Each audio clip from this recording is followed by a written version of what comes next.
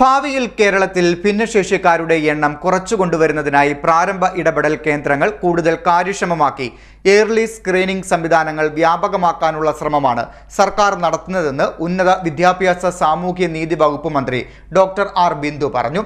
Alappuzha medical college ആശുപത്രിയിലെ regional early intervention centre and autism സെന്ററിന്റെ നവീകരിച്ച കെട്ടിടത്തിന്റെ ഉദ്ഘാടനം നിർവഹിച്ച് സംസാരിക്കുകയായിരുന്നു മന്ത്രി.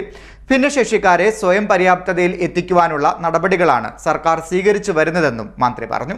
ഭാവിയിൽ കേരളത്തിൽ ഭിന്നശേഷിക്കാരുടെ എണ്ണം കുറച്ചുകൊണ്ടുവരുന്നതിനായി പ്രാരംഭ ഇടപെടൽ കേന്ദ്രങ്ങൾ കൂടുതൽ കാര്യക്ഷമമാക്കി ഏർലി സ്ക്രീനിംഗ് സംവിധാനങ്ങൾ വ്യാപകമാക്കാനുള്ള ശ്രമമാണ് സംസ്ഥാന സർക്കാർ നടത്തുന്നതെന്ന് സംസ്ഥാന ഉന്നത വിദ്യാഭ്യാസ സാമൂഹ്യനീതി വകുപ്പ് മന്ത്രി ഡോക്ടർ ആർ ബിന്ദു പറഞ്ഞു.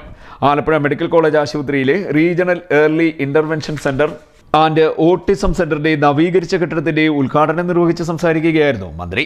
വളരെ അഭിനന്ദനീയമായ നിലയിലാണ് നമ്മുടെ ഏർലി ഇന്റർവെൻഷൻ സെന്റേഴ്സ്, പ്രാരംഭ ഇടപെടൽ കേന്ദ്രങ്ങൾ നടത്തി മുന്നോട്ട് പോകുന്നത് എന്നുള്ളതിലുള്ള സന്തോഷവും അഭിമാനവും ഞാൻ ഈ സന്ദർഭത്തിൽ രേഖപ്പെടുത്തുകയാണ്. 5 മെഡിക്കൽ കോളേജുകളിലും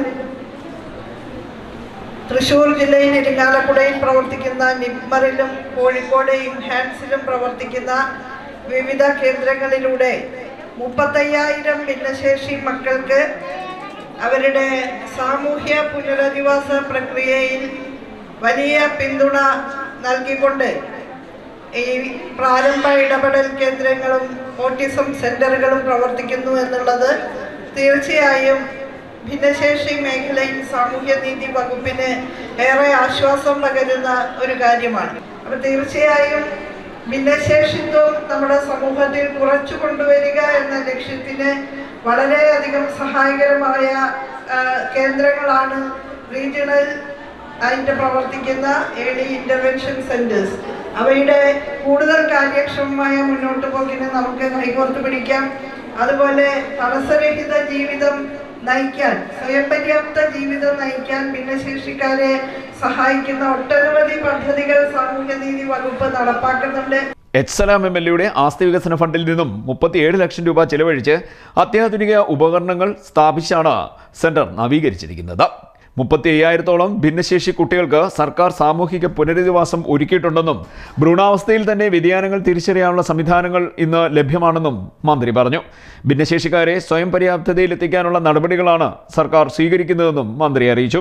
ജനന വികാസ വൈകല്യങ്ങൾ, കാഴ്ച ശ്രവണ വൈകല്യങ്ങൾ, ഓട്ടിസം, ബുദ്ധിമാന്ദ്യം, പഠന സംസാര ഭാഷാ വൈകല്യങ്ങൾ തുടങ്ങി നിരവധി ബുദ്ധിമുട്ടുകൾ അനുഭവിക്കുന്ന കുട്ടികൾക്ക് ശാസ്ത്രീയമായ ചികിത്സയും മതിയായ പരിചരണവും ലഭ്യമാക്കുന്ന കേന്ദ്രമാണ് regional REIC and autism centre. സാമൂഹ്യനീതി വകുപ്പിന് കീഴിലെ സാമൂഹ്യ സുരക്ഷാ മിഷന്റെ അനുയാത്രാ പദ്ധതിയിൽ സംസ്ഥാന സർക്കാർ രൂപം കൊടുത്തതാണ് ഈ പദ്ധതി.